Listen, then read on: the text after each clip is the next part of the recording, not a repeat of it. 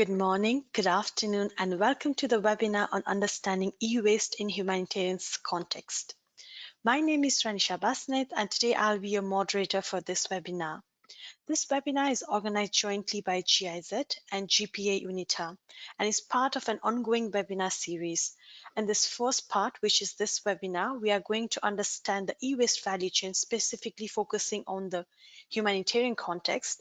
And in our second webinar, which will be on 23rd November, we are going to dive deeper and invite experts from different countries who are then going to discuss about how does the policy landscape impact the e-waste management in their country of operation. We hope you'll join us also for the second webinar and also find this webinar very interesting for your work. So as usual, for this webinar, we'll be taking your questions. So please use the question tab on your screen to send us your questions. In case on your screen you can't see the question tab, please look for this orange icon, an arrow with an orange arrow. So once you click on it, then the question tab will appear, and please do tell us to whom the question is addressed to. So today we have a stellar lineup of speakers, so it will really help us to address the question to the appropriate person, and all the questions will be addressed during the Q&A round. So we look forward to receiving a lot of questions from your side. And let's kickstart today's webinar by a quick look at today's agenda.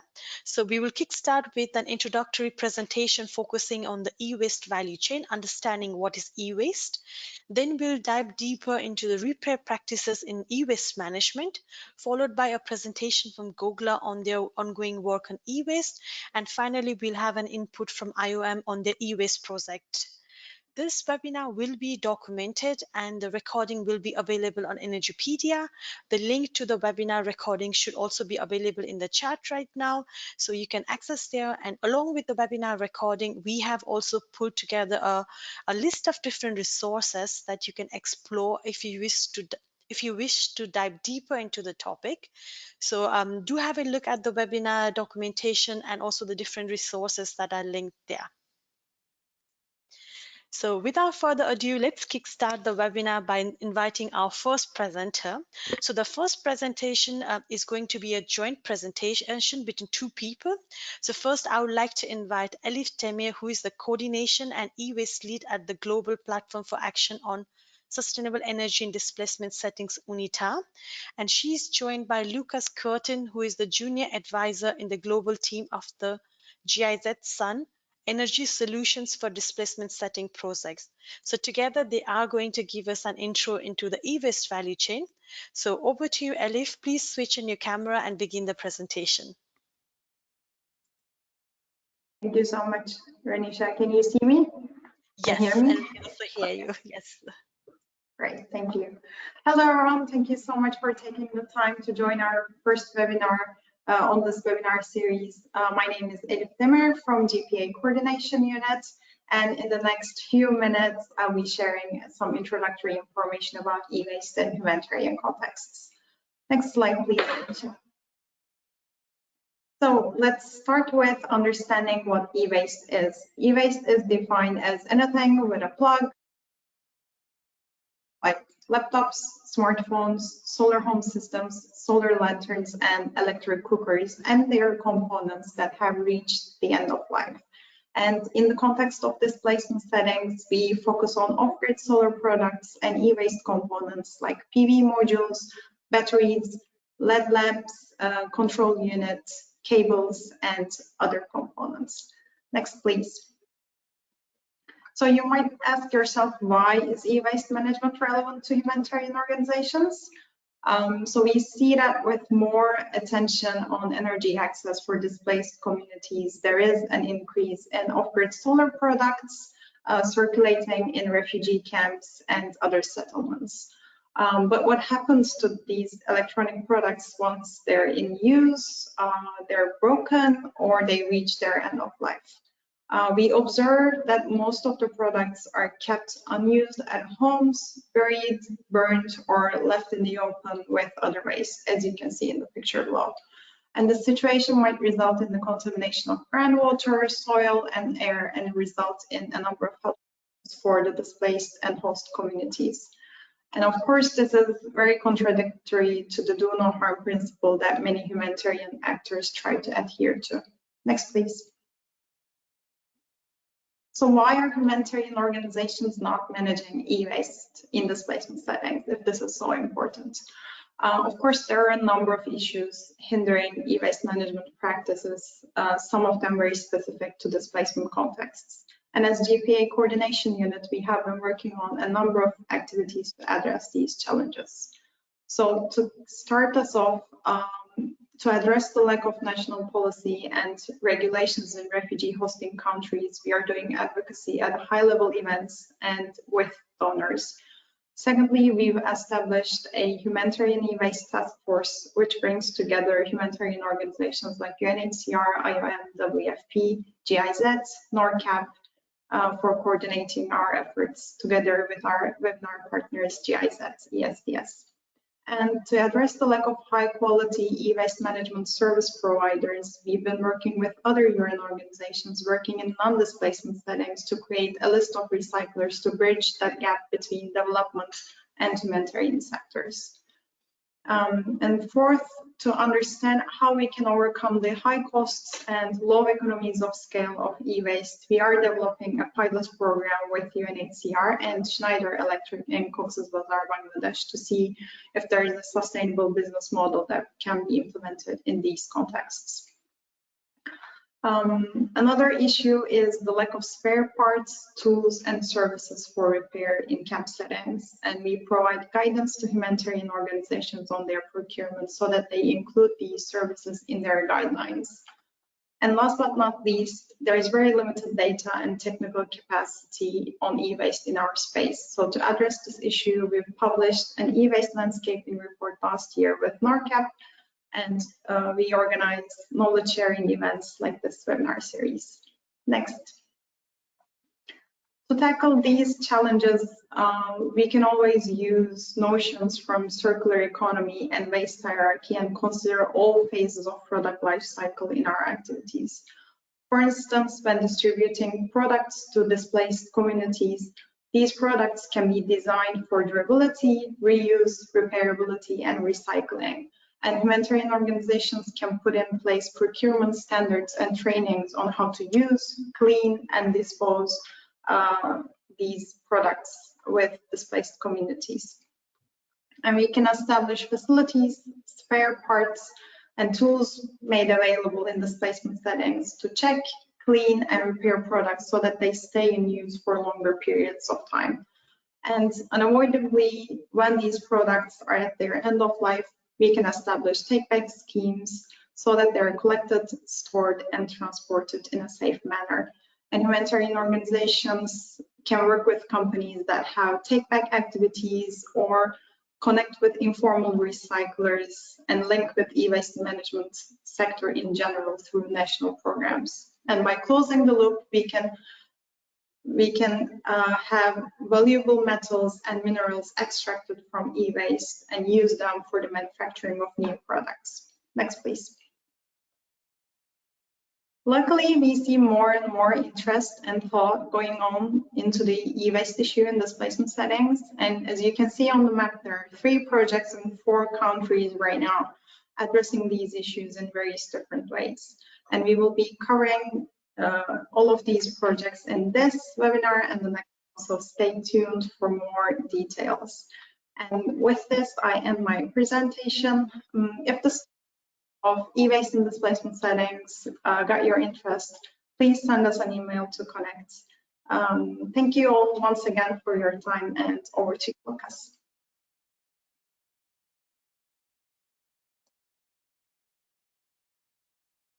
Hey, everyone. I think you do see and hear me. Yes. Perfect. Yeah, hello, everyone. I'm Lucas, and I'm going to catch up on what Elif just said. So I'm going to give you a quick introduction as well. Before doing so, I just would like to introduce very briefly myself as well. So as Hanisha already said, I'm Lukas and I'm working at the ESDS project, which is part of the overarching project Support UNHCR in the implementation of the Global Compact on Refugees in the HDP Nexus. And we are working on facilitating energy access in displacement settings through market-based approaches. Next slide, please. Thank you. I will actually do a step backwards. I will give you a little introduction on the displacement setting itself in order to contextualize a little bit my continuous slides, because I will show some numbers. And according to a projection of UNHCR, in 2022 or by 2022, there are going to be or are already 102.6 million people that have been forcibly displaced worldwide. And you can see on the chart an overview of the different groups. I wanted to show you this, as I mentioned, as contextualization, because in the next slide, Ranisha, please. Thank you. I'm going to show you some general global e-waste numbers. So in 2019, there have been 53.6 million metric tons e-waste generated, and only 17.4% have been officially documented as properly collected and recycled. And then we talk about the whole world and not even displacement settings.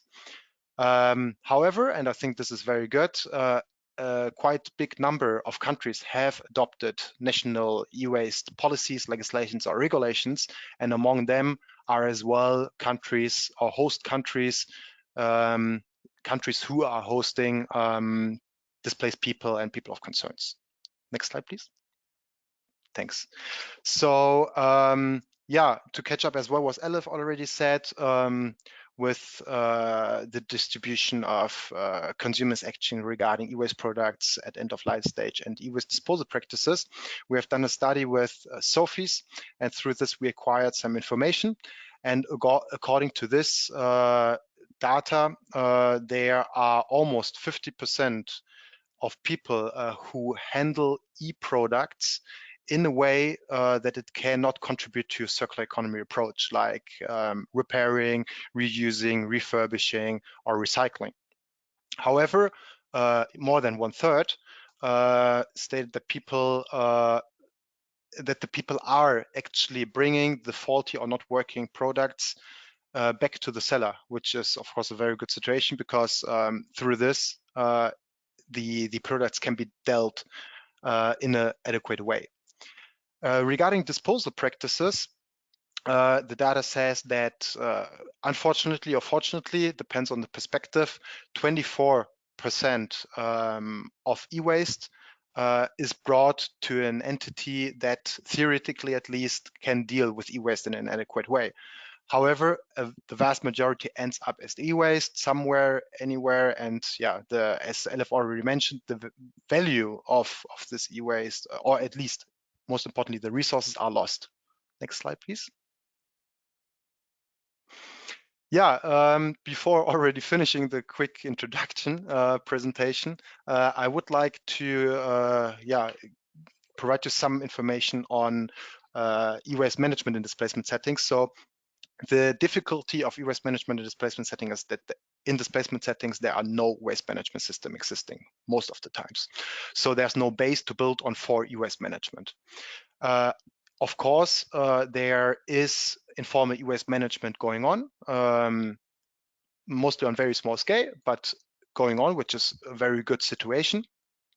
But the difficulty with this is that, as well Elif already mentioned, the lack of spare parts and tools for adequate and quick repair. So if we talk about practices, what are most likely going on in the displacement settings are repairing cell phones most of the times, or even solar lanterns, but it is very hard, and many times from cities or towns which are far away from the displacement settings where spare parts are available. Talking about repair, I would like to emphasize as well that we should not focus on the final stage of the life cycle of electronical and electric equipments. So we really should take a look on the whole life cycle of these. If we talk about e-waste management, so if we talk about the product design itself, to design the appliances in a way that they are easy to repair or have a long lifetime. Procurement and distribution and sale should be somehow linked to mechanisms like extended producer responsibility or warranty. And then, of course, end-of-life management is a very important stage where repair fits in. Even though I mentioned many obstacles, I think we have a good chance to establish e-waste management into displacement settings because there is already a number of organizations working in displacement settings. There is a number of private companies working there, or at least in the host communities, which are the neighboring communities, or even mixed somehow. And this has definitely big potential as well for e-waste management. Yeah, thank you very much. That's from my side, and I hand over to you, Ranisha. Thank you so much to you both, Lucas and Elif, for setting the scene. And now that we've heard from both of you about what is e-waste and what does the value chain look like, I have a poll question for you, the audience. So there should be a poll question popping up in your screen. So based on your experience or what you have seen around, what do you think is the most common off-grid e-waste in the settings? Is it mostly solar modules? Is it batteries, lamps, appliances that could be discarded radios, cell phones, TVs? In case do you think it's something else other than that what we have on the list, please do use the question box, and there you can also type us and let us know, okay, this is what we think is missing in the list of options that we have. So let's leave the poll for another 20 seconds as the votes are coming in.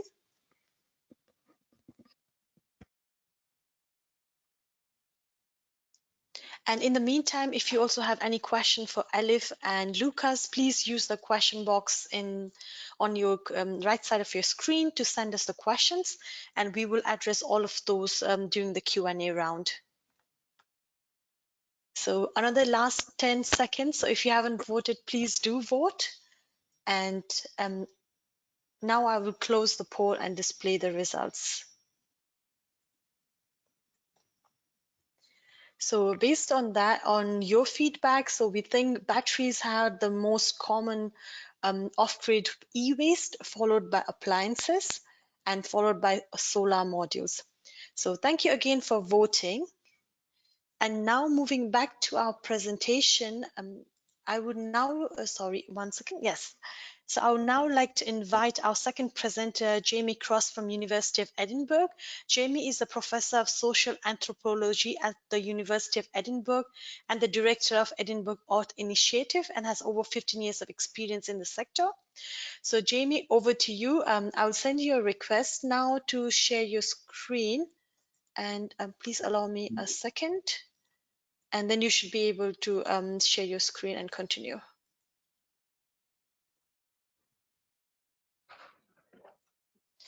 So if you could accept it, we will be able to see your screen.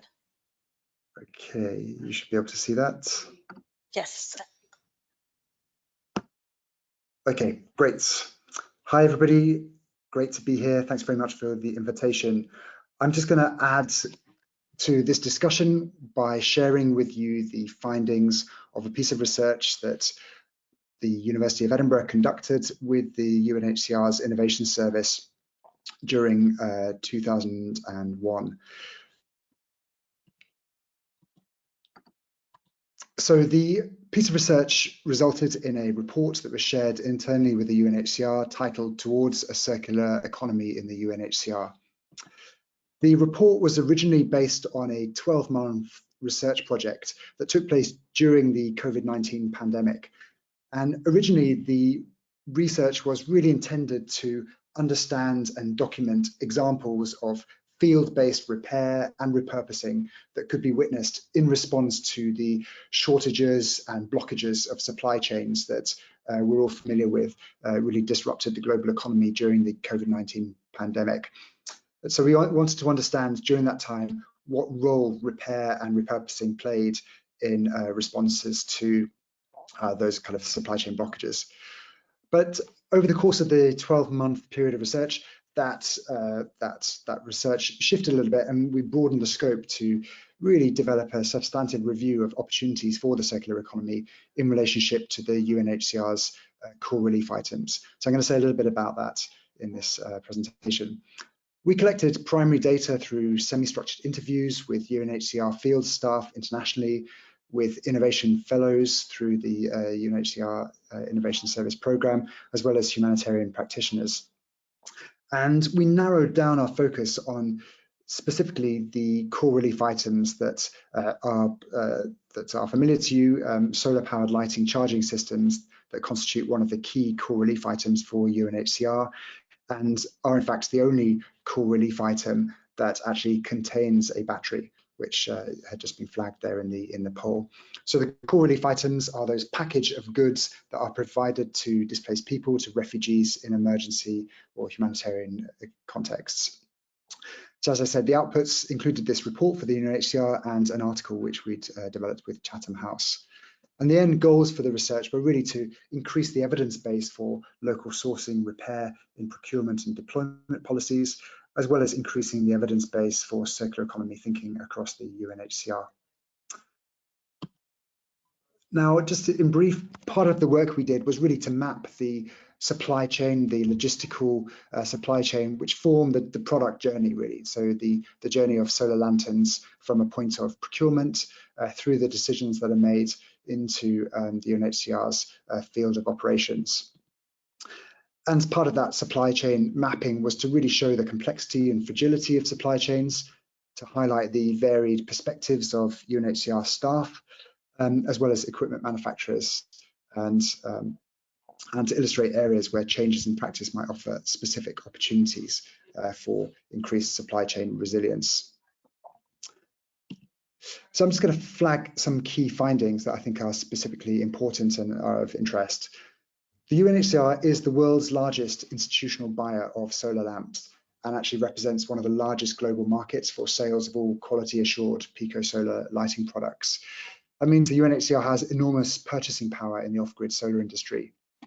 In 2020, for example, sales of solar lamps to UNHCR accounted for about 12.5% of all quality assured solar lamps globally. So in that year, that was equivalent to cash sales of solar lamps across the whole of West Africa.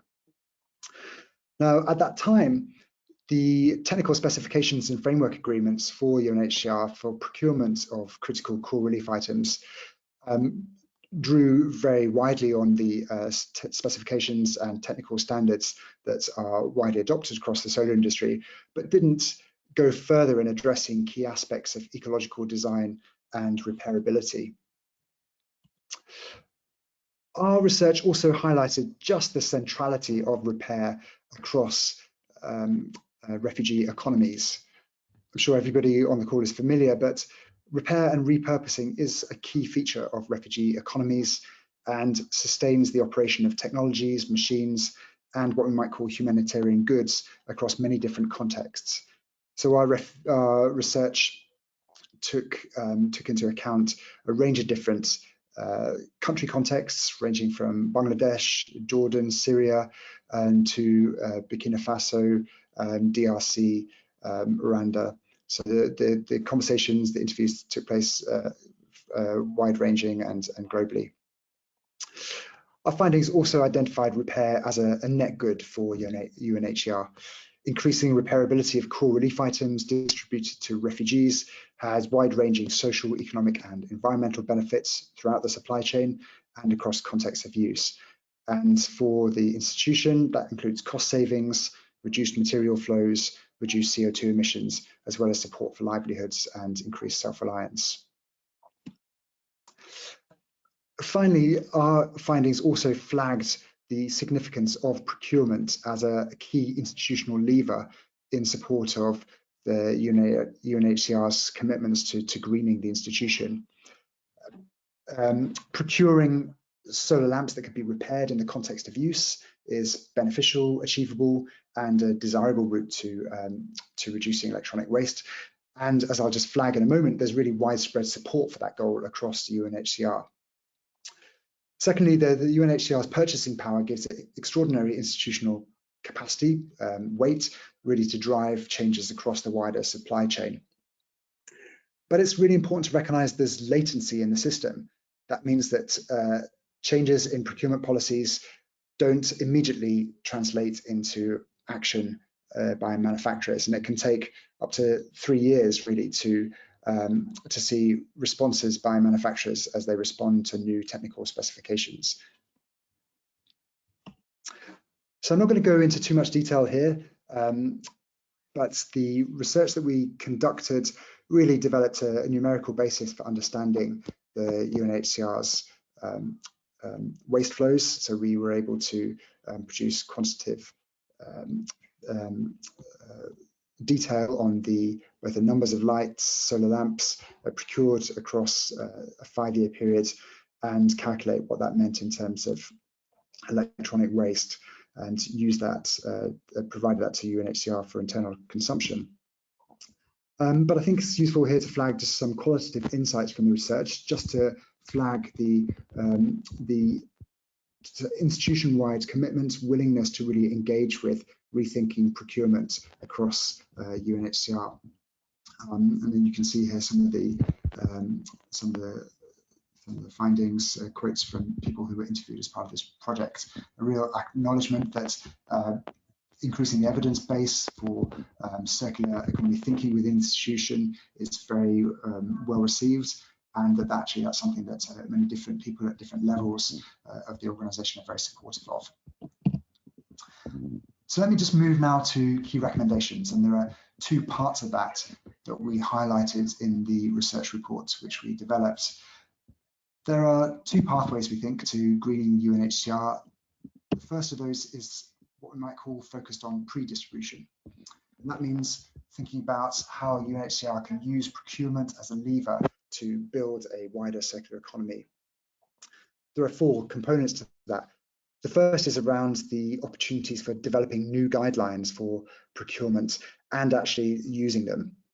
As we've outlined in the longer report, there are lots of opportunities to lay out in framework agreements and in technical specifications, for additional categories of products, but it's also important to make sure that they're actually used and implemented.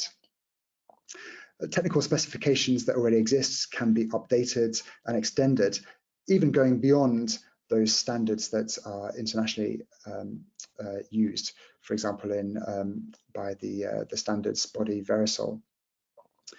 There's real opportunity for UNHCR as a major procurement and buyer of solar lighting systems to consult with existing suppliers, and where appropriate to refresh the supplier pool so that they can work with suppliers who can actually meet higher circular standards.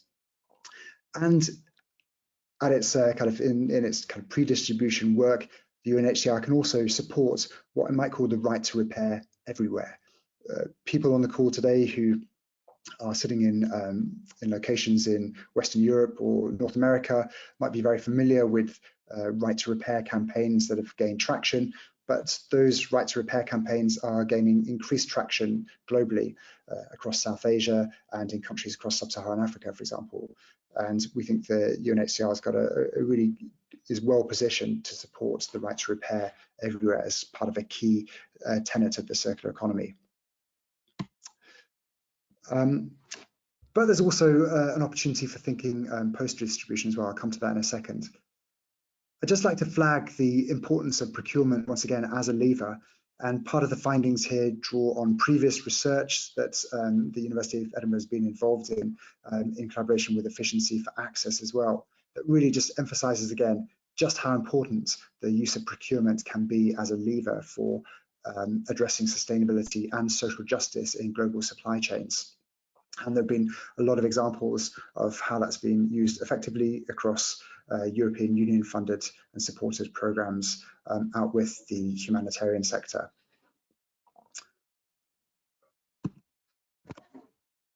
So as I said, the second part of our recommendations really address what we might call post-distribution.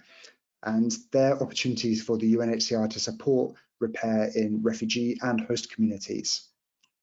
4 key elements of that. The first is really around removing barriers to repair in displacement settings.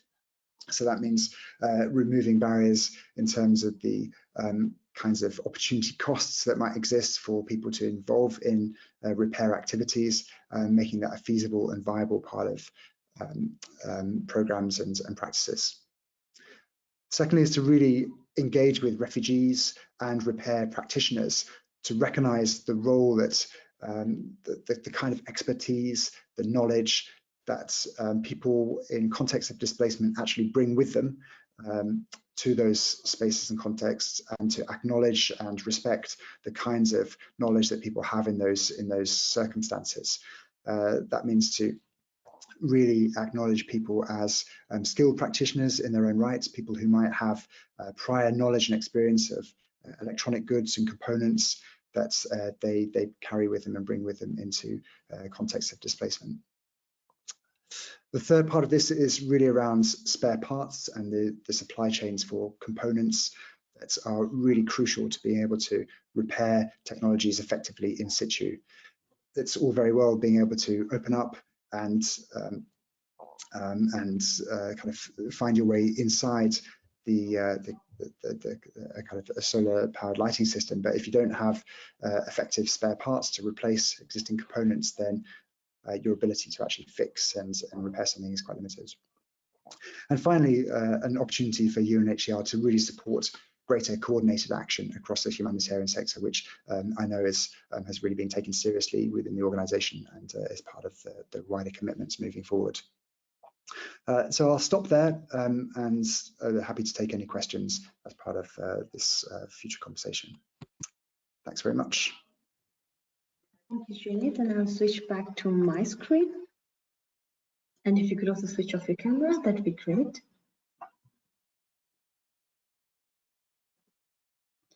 So first of all, thank you for the presentation. And there has been a lot of questions about the report that Jamie shared. Since it's an internal report, I'm not able to share that, but the presentation and the recordings from today will be shared with you in a follow-up email that will go out tomorrow. So do watch out for that one. And now I would like to invite my next presenter, Rebecca Rhodes. Rebecca is a senior project manager at GOGLA and leads the work on consumer protection, circularity and technology. So Rebecca, over to you. I'm going to shortly send you a request to share your screen.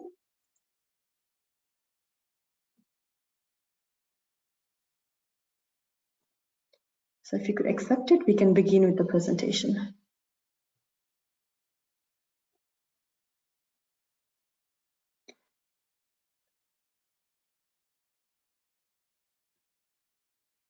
Is that all good? You can see it and hear me? Yes, yes, Great. perfect. Okay, so so thanks first for the invitation to speak today. As Ranisha said, I'm a senior project manager and I lead not only our circularity work at GOGLA, but also consumer protection and a broader technology piece as well. So I will go through just kind of a little bit about what we're doing in the wider off-grid solar sector on e-waste management and circularity, and share a little bit about a few of GOGLA's initiatives as well. So first of all, before I start, I think one thing's really clear to me is that to make progress in this area, you know, we really need to bring together all the different corners of the industry to work together and to learn and to collaborate as much as we can. And so really happy to have this event on today, because I think, you know, events such as this really kind of help break down those the walls between different corners. So we heard from Elif and Lucas about the basics of e-waste management, so I'm not going to linger too much here, but what I will say is just first to emphasize the challenges that in the industry we need to overcome when it comes to e-waste management. First of all, we have the access to the e-waste at the end of at the end of its useful life, and we saw that in the data shared by Lucas, that most people just keep the products at home and hibernate them for an indefinite period of time. So this gives us quite a relatively small volume of e-waste actually, and so it makes unit costs really high. And then generally for off-grid solar waste, the cost of repair and recycling is relatively high, and we are trying to keep the products affordable for the end user as well. So this again is one barrier. And then finally, then the business models, the value chains are still, relatively nascent, difficult geographies, difficult, distribution channels. And so we still need more kind of testing and development in this area as well. On the plus side, there's a lot that we can do in terms of including repair and refurbishment, as Jamie mentioned, into the existing models that we have. A greater level of collaboration across the sector, focusing on creating an efficient, enabling environment, and also kind of really sort of optimizing the linkages with the existing e-waste management ecosystems wherever they exist. And at Gogla, we kind of focus our program in 3 areas. We recently expanded the focus from just e-waste to circularity as a whole to really reflect, it's not just about what we do at end of life, but it really starts at the beginning of the product life cycle. So we focus on building knowledge and sharing the lessons to kind of foster capacity building within the sector. We bring together a community of practitioners and support various initiatives that are ongoing in the industry. And finally, we develop the tools and sort of guidance needed that can help the companies take the theory and put it into practice.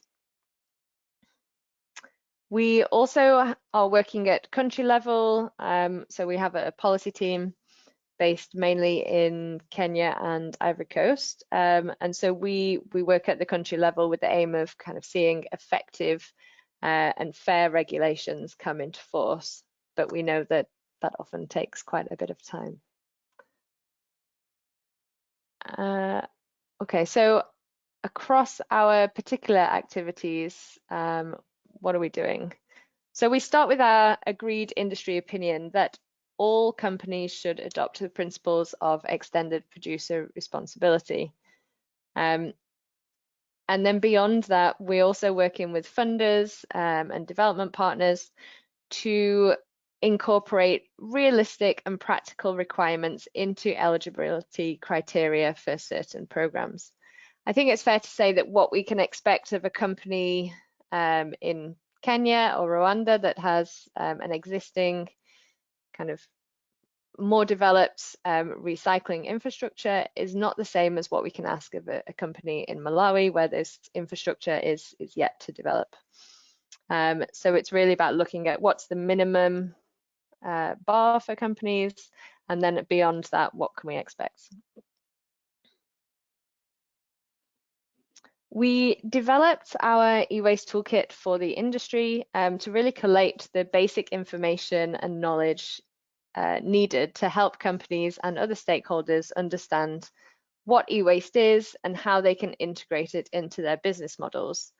The toolkit covers really the fundamentals of e-waste management. So from what are the waste fractions that come out of off-grid solar, what are the costs of managing e-waste, how does reverse logistics work in the distribution setting that we refer to, and what the consumer behaviors are when they have a product that is broken.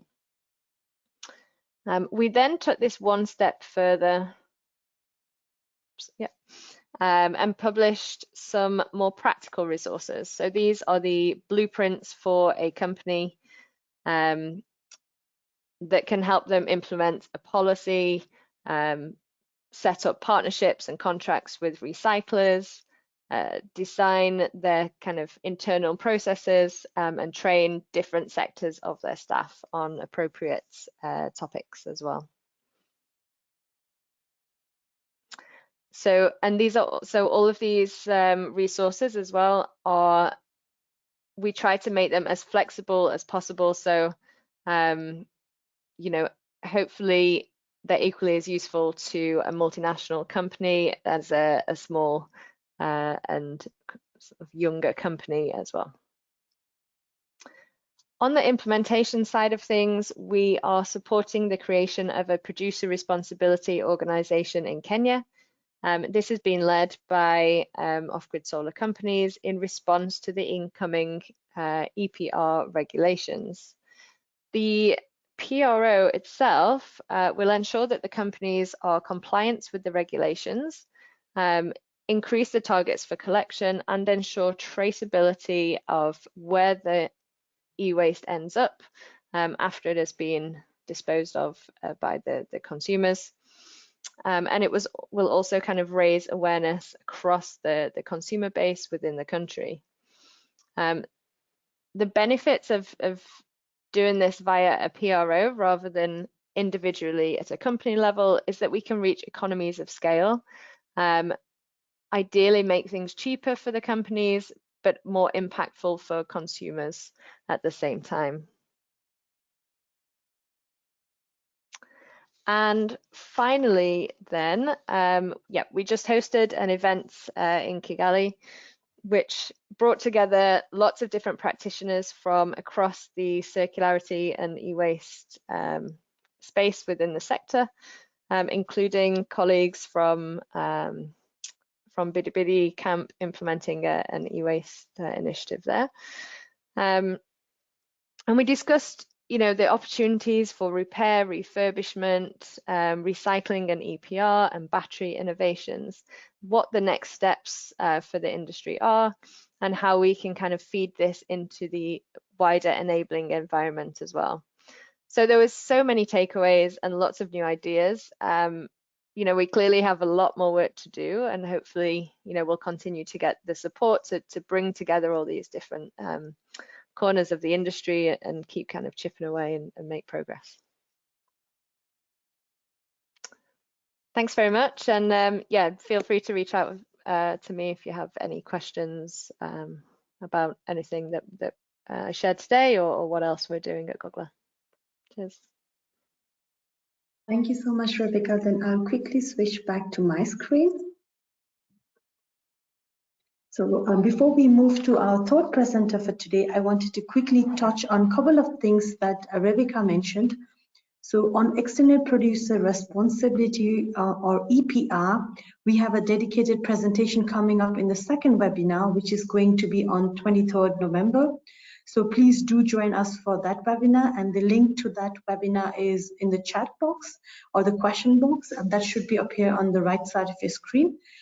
For new audience members who have just joined us now, please use the question box on the right side of your screen to send us your questions.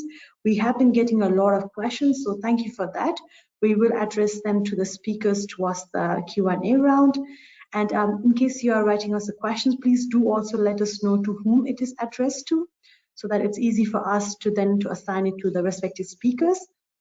And all the resources that was mentioned in Rebecca's presentation about the toolkit and so on, we have linked all of those in the webinar documentation page. So, and the link to the webinar documentation will be shared tomorrow in a follow-up email.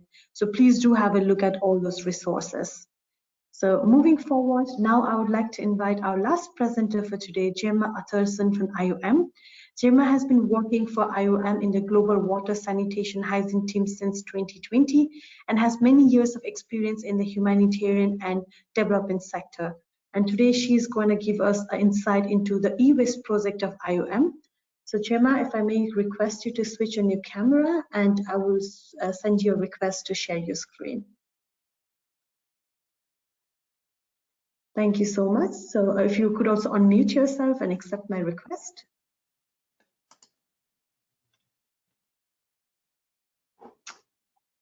let me know which screen you can see. So I see your desktop, and we can see your presentation. I see the desktop background. It was there a while before.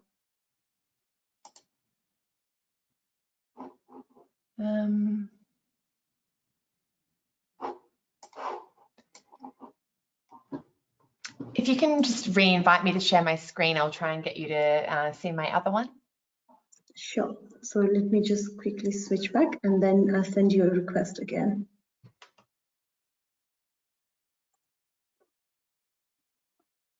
So you should have a request now on your screen.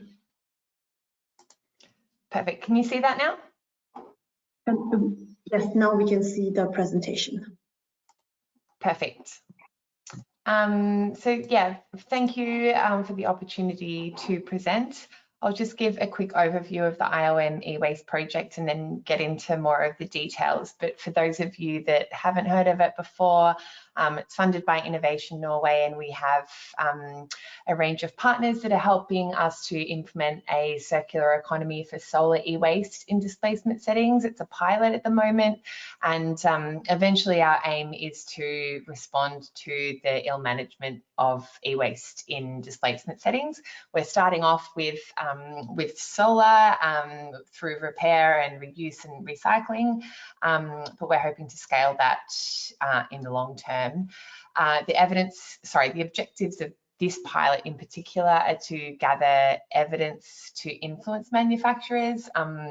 Jamie before was talking about how we can enable them to be more repairable or to have more spare parts. So that's something we're looking at, as well as just in general extending the life cycle of products to be more repairable. At the same time, we also have a livelihoods component, so creating jobs, and we really want to influence the wider sector. Rebecca talked on this as well, and we all have, it's sort of an emerging theme within the humanitarian sector, but just to enable evidence to be shared with the wider humanitarian sector as well. We are hoping to be one of the key objectives of this project or this pilot, and to really influence not only projects but policy level as well. And again, back to what Jamie was saying in terms of sustainable procurement and the influence that UN agencies or humanitarian agencies are able to have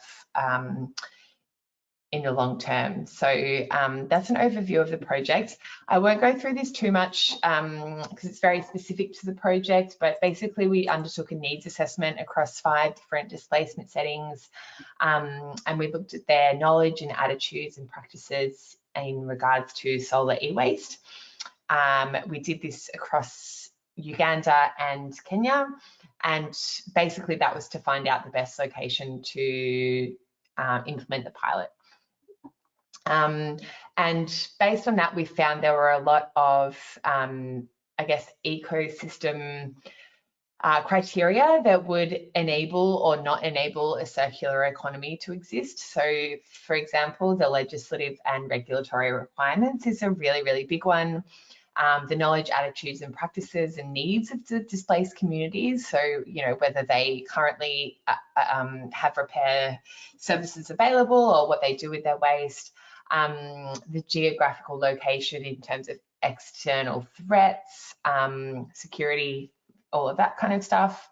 And then we also undertook a market dialogue to understand not only what were the local services available for repair and recycling and recovery, but internationally as well, who was delivering them solar lanterns and what their, I guess, appetite was for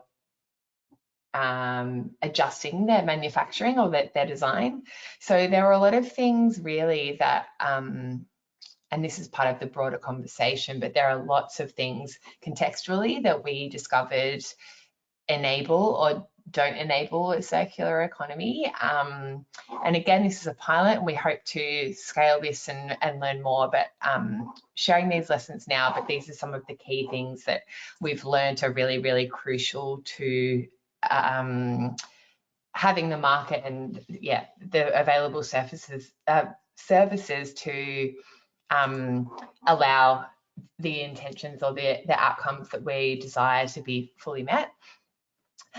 So this slide shows you some of the key takeaways from our phase 1 assessment, which was the needs assessment and the market dialogue with the private sector. So one of the key takeaways was that we need to have user-focused design, as Jamie said as well.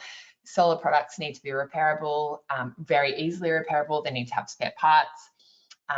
Batteries were seen as the weakest part of solar products. They continuously break.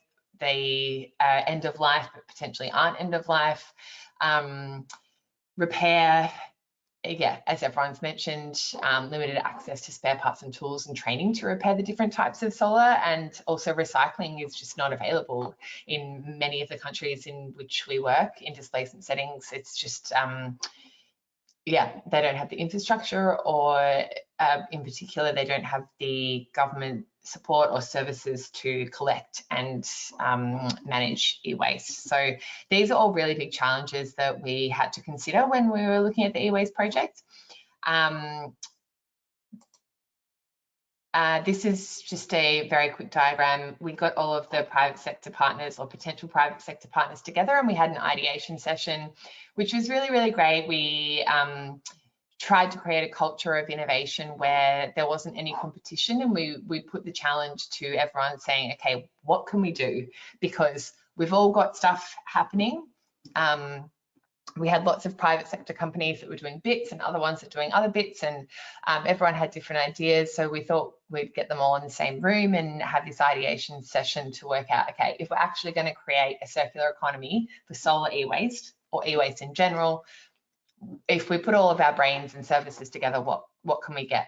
So we had this ideation session, which was really great, and yeah, we would all love to go back to it and keep building on it, but this is only a pilot, so we're stuck with the basics for now, but this is what we came up with. It was partnering for a circular economy, which included 3 different partners, one focused on sustainable procurement. Again, I know Jamie has touched on this, and I'll reiterate some of the points that he's said later on, but that was the key aspect of the circular economy. We also had repair, which Bright Products were their activities, or the partner focused on those activities. And then we had Total Energies, who were implementing a battery recycling facility that was very new, innovative research. It hadn't even been piloted before as part of this project, so that has now landed in Bidi Bidi. So essentially, through this procurement, repair, recycle, we've tried to create a full circular economy pilot, which we then hope to generate evidence for the larger humanitarian sector in the long run. The pilot comes to a close next year, so we hope to circulate that and yeah, see what lessons can be learnt for everyone else as well as IOM. These are just some pictures to show you what it actually looks like. This is one of our collection centre operators on the left. He collects all of the solar lanterns from the 5 zones in Bidi Bidi. It's one of the largest geographically spread refugee camps in the world, I believe. So we have to have collection centres in the 5 zones. They don't have good Wi-Fi, so they do all the paper collection and then need to get everyone's mobile numbers so that they can ensure that once the lanterns are repaired, they can return them to the right people. The middle picture is of the Bat Lab, which is the technology I was talking about, funded by Total Energies. Essentially, it takes the batteries from the solar lanterns, or multiple solar lanterns, or whatever the feedstock may be, and they test whether the batteries are viable, and they put all of the viable batteries into a new battery pack, which can actually power something much larger. Because as part of the needs assessment, it was found that I think it was something like 70 or 80% of assumed end-of-life batteries were actually end of life, And based on only the last weeks of data that we've gotten from this project, we've found that to be accurate. So there's a lot of potential for reusing these batteries.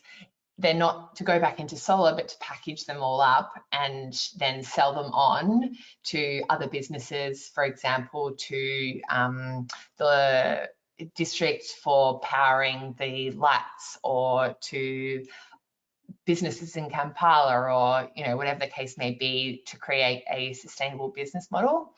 I'll get into that in a moment.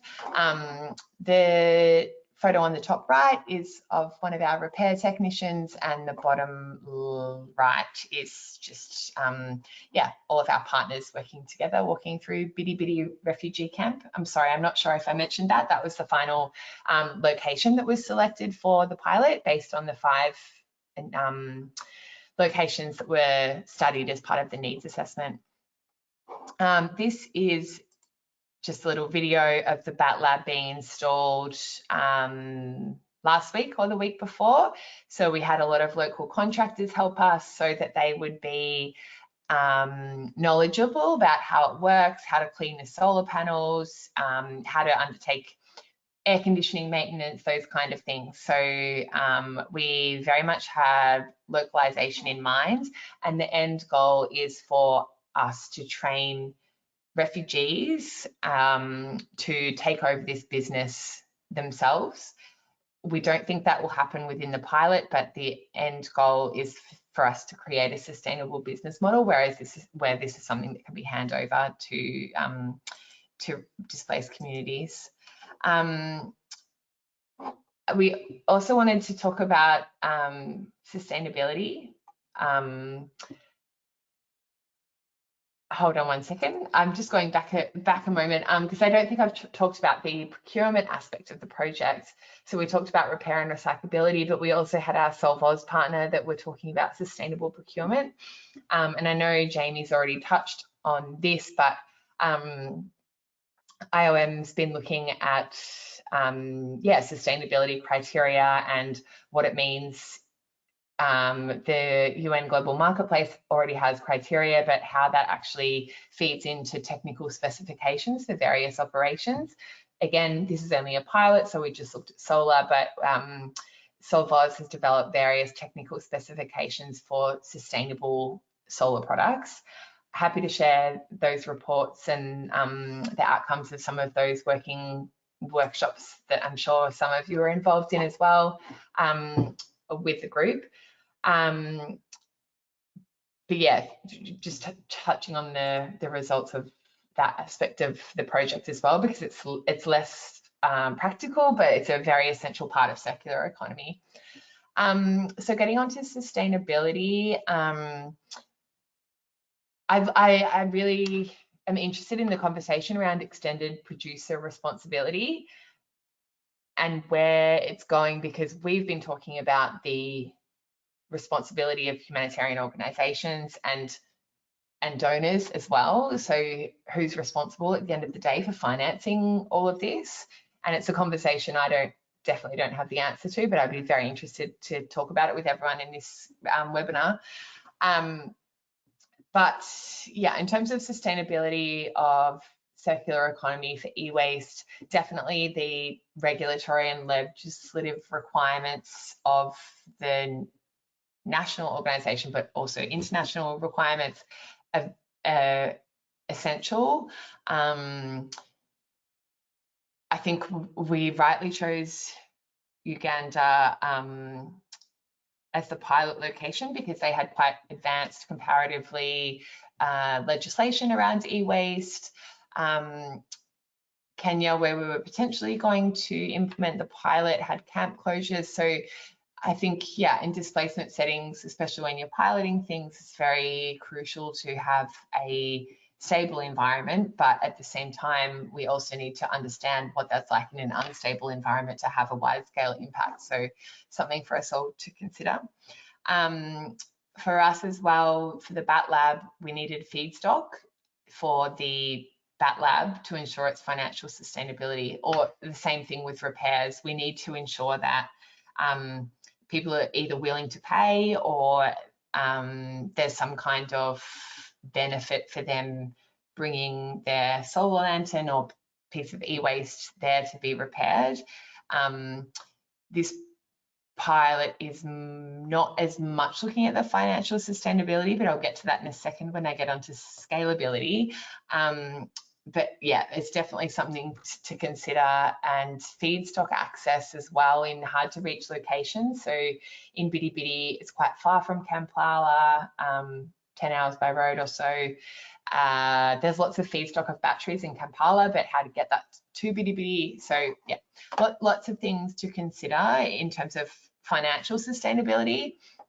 In terms of behaviour change and incentivisation, I think that's very closely linked to financial sustainability as well, because if people are incentivised to recycle, then they'll do it.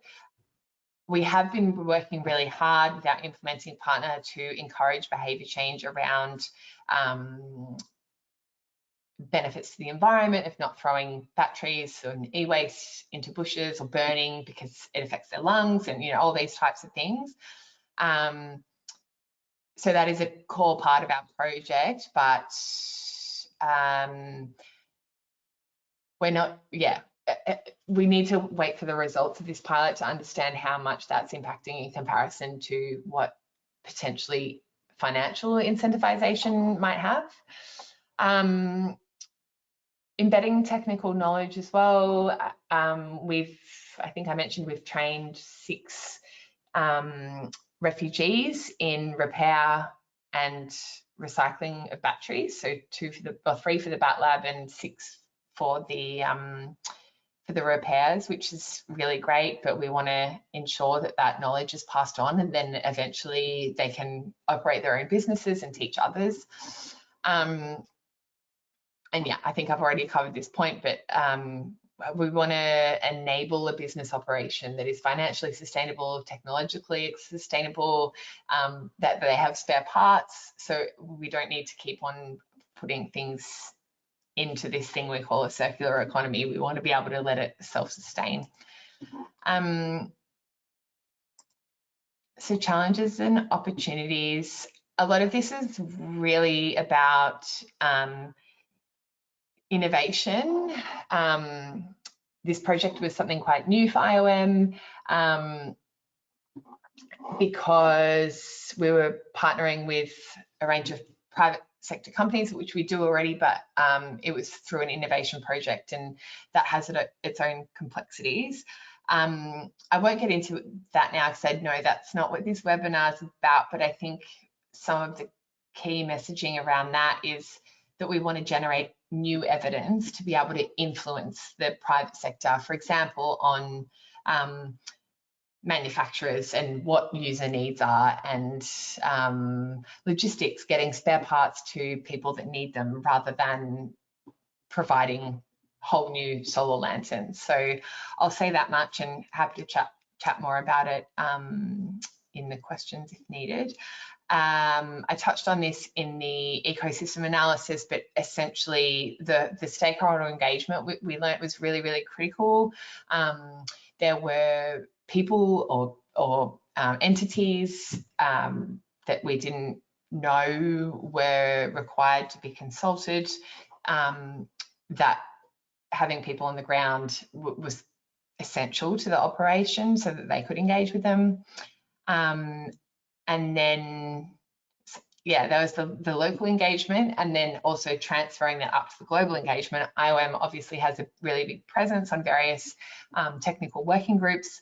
We're part of the Global WASH cluster. We're part of the technical working groups that fall out of that, and being able to advocate for solar or just e-waste management in general is one of our core responsibilities as part of this project. So really making sure that the lessons learned are transferred from that local level up to the global level.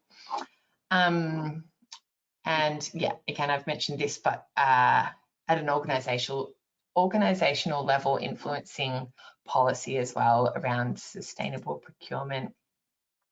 I think I'm going over time, so I'll just put these questions here, but essentially I don't have much to say on our scalability potential at the moment because that's what we're assessing. We're still in the pilot phase.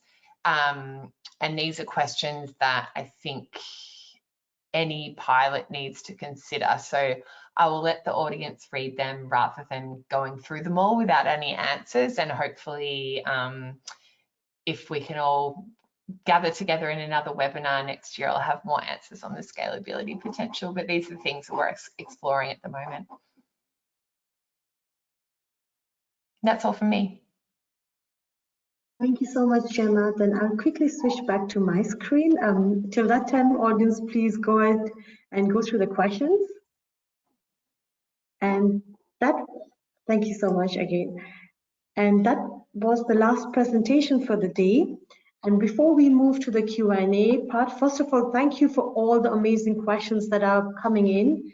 And if you haven't sent in your questions, please do send us your questions. I have a poll question before we move to the Q&A. So today in the webinar, we talked about what is e-waste, what are the sustainable practices around it, what is circular economy. We talked about so many different kind of topics. But my question to you, the audience, is now, based on what you heard today and from your own experience, what do you think is the challenges towards e-waste management? Is it more lack of regulations, high cost or low economy of scale, a lack of high quality materials for repair, recycling, lack of awareness? So what do you think is the key challenges in the sector? So as the answers are coming in, I will leave the poll open for another 20 to 30 seconds. And in the meantime, I ask all my speakers to be ready for the Q&A round. And for our audience, if you haven't sent in your questions, please do send us your questions. And let's leave it another 10 more seconds because I can see a lot of votes coming in.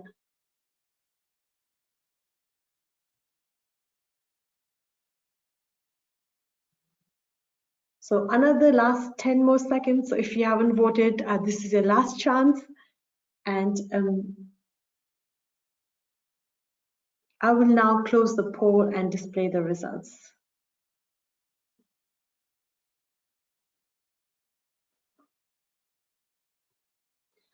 So we have 3 top winners. So the first one is high cost and low economy of scale.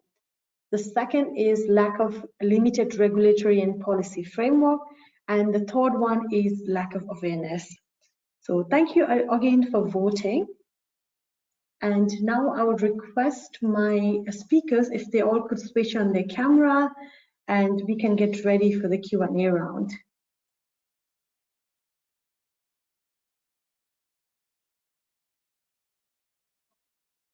Thank you so much. I have Elif and Lucas on the screen, Jamie, so perfect. So now that we are full house and we have a lot of questions to go through it, so I'll request you to keep your answers brief and to the point. And I want to kickstart the Q&A round with the same questions that we asked to the audience. So according to the audience, the 3 top were lack of regulations, awareness, and so on. But you both have, we have a wide range of experts to the academia, experts from the industry, experts from humanitarian sectors. So from your own experience, what do you think is the key challenges? And if you also have any examples of how you have tackled that challenge, that would be great. So I think I'll go from the screen, as I see you on the screen. So maybe Elif, I start with you first. Thank you so much, Renisha. I think there are lots of challenges that need to be tackled at the same time, which is a big challenge for us, I guess, as a sector. But I would agree with most of the audience in terms of the main problems being lack of regulation in refugee hosting communities and lack of awareness on the topic of e-waste. This has become like an afterthought or energy initiatives that are going on in displacement settings, but it needs to be thought through even before the project starts and needs to be incorporated in the project proposals. And as Gemma mentioned, this goes back to donors as well, which has the power and potential to make sure that these topics are included in their fundings. Thank you. over to Lucas, or I don't know how your screen. Go ahead. Go ahead. So Lucas, if you have anything more to add or any specific example on how this challenges has been tackled on, that's also something we are really interested in hearing today. Yeah, actually, I agree as well with the audience. Well, not entirely, but partially. I would say one of the big challenges is definitely that e-waste management is very costly. So it's many times said that we can make a business out of e-waste management or repair or something, but normally it's highly linked to costs. And this is as well, in line with what Gemma said with the pilot. That the investment needs to be done. Additionally, what I said as well during my very short introduction, that the circumstance that no system in the settlement is existing, for example, a waste management system, is as well a very big obstacle to overcome. So actually, if we talk about e-waste management displacement settings, we really need to start from scratch. Informal, small scale e-waste management is going on, but if we talk about a bigger system, then we need to start from scratch, I would assume. Thank you. And over to you, Jamie. Thanks very much. Thanks to everyone who participated in the poll. I'll follow that point, again, taking the number one answer. If we're talking about the downstream e-waste management solutions, so yes, high costs and low economies of scale, it's a real challenge to really kind of reverse the systems for distribution that already exists. It's not last mile distribution, it's last mile collection. And over the last 15 years, 20 years, the off-grid solar industry has put huge amounts of resources into last mile distribution. And now we're trying to reverse that process in terms of management collection. But if we think upstream in terms of design, then actually, I don't think we're looking necessarily at high costs and low economies of scale. Instead, actually, we're looking at many similar costs to the costs that are already involved and invested in the production of off-grid solar technologies, and the same economies of scale that we already have for the off-grid solar industry. It's just a question of redesigning technologies that can be more circular and more repairable and more appropriate to contexts of use. Thanks. Thank you. Over to you, Rebecca. Yeah, I'm going to follow what Elif said, and actually, it's really difficult to pick one because ultimately they all need to happen at the same time. I think the end objective is that as much as possible gets reused and repurposed to extend the workable lifespan of every component of a solar product. But ultimately, there's always going to be e-waste. And so we need to make sure that when that does arise, even if a lantern has been repaired 2-3 times in the meantime, then that needs to be appropriately recycled as well. So I think the big challenge is how do we do all of this at the same time and take what limited resources and investments that we have in the sector to kind of to catalyze all of this. So I think that to me is one of the biggest challenges. The other one I would say is the consumer awareness side of things. So I know that where I sit in the UK, my e-waste gets taken away once a week by the disposal van on a Thursday morning. It's super easy. I just go to the end of my driveway, put it there. But even that, for most people, I'm sure they're not doing it. It's just that awareness. So if we can't even get it right here, when it's super easy, how do we really boost that awareness and educate the consumers in off-grid markets as well? Thank you. And over to you, Gemma. Yeah, thank you, everyone. There's a lot of points to touch on here. I definitely think, as I mentioned, the lack of regulation in government policies is a big either barrier or opportunity to either enable the circular economy or not. I think, Jamie, you mentioned that e-waste is really costly. I think in Europe, the government subsidises e-waste and in a lot of the displacement settings where we work, that's not the case. So the idea that a circular economy is possible is actually not even viable because there's no subsidies. So what does that mean for us as humanitarians or donors or producers is that we need to actually adapt our systems to the fact that the governments don't have subsidies like they do in the rest of the world. What that may look like, I mean, there's a range of different options, but is it donors that pay more for end-of-life management of products that are procured through humanitarian activities? Is it humanitarian organisations that are liable for end-of-life activities, and then they pay local service providers to repair or recycle them? I think we can't rely on governments to do that because it's going to take a really long time and we don't have that time available. There's going to be too much e-waste to wait for East Africa to change their policy. So if there isn't that subsidy, what can we do? And I think you mentioned this, Jamie, sorry, it might have been someone else, but just the low economies of scale, but how do we really incentivize that collection?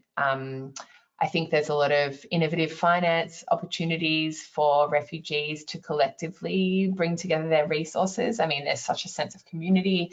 And if, for example, a refugee community can collect a certain amount of e-waste, what opportunity is there for them to go to a banking institution that enables microfinance to create some kind of market for them? And then on the other end of things, at the manufacturer level, I mean, the market is huge. The amount of people in displacement settings, and as we've mentioned, the amount of procurement power that humanitarian organisations have is massive. So how can we get them to change their design? Like, I think, Rebecca, you mentioned consumer awareness, but it's not actually the beneficiaries that are the consumers, because it's us as humanitarian organisations that are purchasing, which is a real disparity. So they don't have the purchasing power, we do, and I think that's where our ethical responsibility comes in, is to influence them, because the beneficiaries can't. They have no say really in what they're given. And so if we can change our sustainability procurement criteria, then maybe that's where change might happen. Thank you so much. The next question actually builds on that last point and has been also reiterated in many of your presentations. So that's the sustainable procurement. But from a project perspective, what does it actually mean for me? How can I do a sustainable procurement? So that's a question that has been coming up. So maybe Jamie and Gemma, if you could give like very short on a practical aspect, what are the components of the sustainable procurement? That would be great. So Jamie, if you want to go first. Okay, thanks very much. I think fundamentally, key components of a sustainable procurement program are technical specifications and framework agreements with suppliers that include or contain within them very key details about the ecological or environmental or kind of sustainable criteria of the products that are being purchased. As a buyer, anybody who has a procurement protocol alongside them as they're making procurement decisions gets to choose between multiple suppliers, and people setting procurement standards or procurement guidelines get to determine what kind of supplier they're going to identify in order to supply products. And fundamentally, they get to identify suppliers that meet their criteria. I think what's really important to recognize is that organizations with procurement criteria don't have to follow the lowest common denominator internationally. Organizations are able to raise the bar on their procurement criteria, to set new standards, to set higher standards, to actually decide as buyers that they'd like to buy from suppliers who meet a higher set of standards than those that might be taken for granted or de facto as part of existing quality assurance standards. So when people buy products on bulk, then they're able to make decisions that really change standards. Thank you so much. And over to you, Gemma. Yeah, I totally agree with you. What are some of the points that I've written down? I think part of sustainable procurement, you've mentioned technical specifications, but I think the missing gap is often between operations and procurement, because I've spoken to procurement colleagues and they just say, we just do what the operations tell us, and this is X, Y, and Z.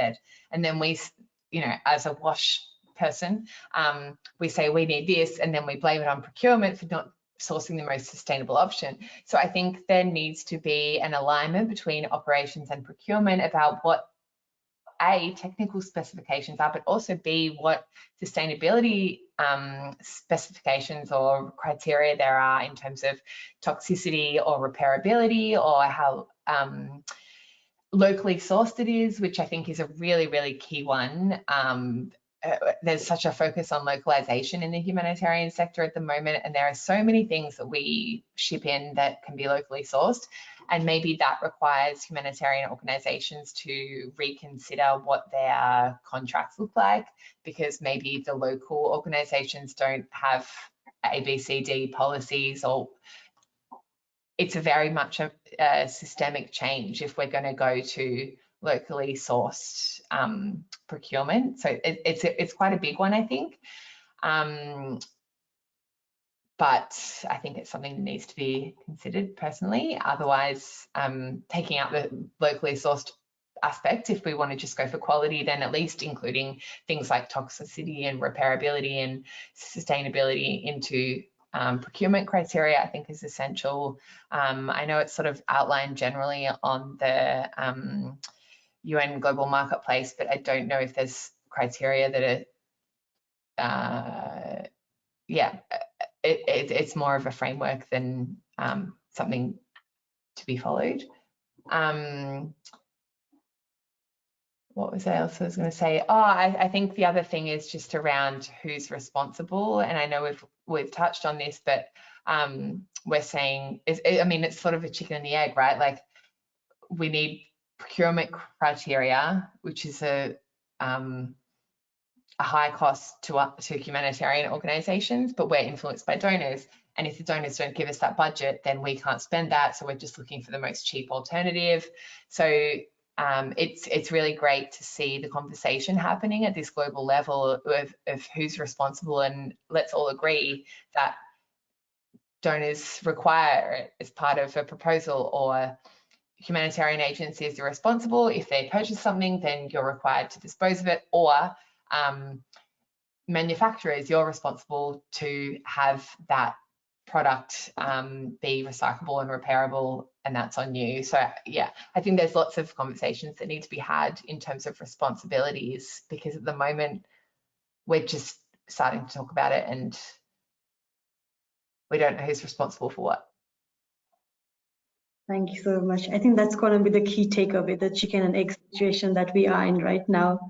Moving over to you, Rebecca. So in your presentation, you talked about GOGLA's engagement in Kenya and Rwanda, where there is already some kind of infrastructure in place. But what about countries like Tanzania, which does not have a proper policy and infrastructure for e-waste? Is GOGLA looking to also engage in such a country? If yes, what would be your strategy of engaging on e-waste on a country with less infrastructure around it? Yeah, so yeah, it's very true. So one of the questions I get most asked actually by companies is, what can I do? Because we don't have the infrastructure, and cross-border transportation of e-waste is really, really difficult and expensive, if it's possible at all in some cases. So we recommend really that even if the infrastructure is not there, there are things that can be done in the meantime, that we just make sure that any kind of end-of-life products are returned to the company, staff are appropriately trained to handle them, and that there are the suitable storage facilities at the company in place. So they're the the sort of minimum bar for every company, regardless of policy and infrastructure within the country. But yeah, we are also starting to work a lot more at the country level with the national renewable energy associations to help them develop kind of a roadmap and sort of for the country and how they need to develop their infrastructure and their regulations. So it's slow work, but I think the ultimate thing is we also want policy and regulations to be, you know, properly implemented. So it's no use kind of a country rushing through a regulation that is then not enforced, and we have companies and distributors really working on like an unlevel playing field, and so, you know, the quality responsible products be more and more expensive for consumers and undercut by people that are not complying with the regulations. So yeah, so we are slowly working on it, and we have kind of priority countries that we work a little bit more with, where we think more progress can be made. But yeah, it's a long road, I think. Thank you, Evika. And I would like to build on your reply, because the next question that came up was, from a program perspective, if someone is looking to start with the e-waste management plan, what does that actually mean in practicality for them? So for that, maybe I go over to you, Lucas. So if there is a program who is trying to engage into e-waste management, where would you advise them to get started from? I know it's a tough one, but you have a few minutes to answer that. Okay, where to start? Actually, I think there's no 100% correct answer. I think as soon as you start regarding e-waste management, it's a good start. It depends a little bit on the setting. Sometimes repair might even make more sense. Sometimes, for example, if we talk about procurement, might make more sense, such as integrating responsibilities, as Gemma said, for example, EPR, as well, tie this into procurement, into the procurement in general, into characteristics. There's definitely not a silver bullet to answer this, I would say, at least from my perspective. I think it is very important to start, especially if you talk about displacement settings, because waste management systems are very rarely existing.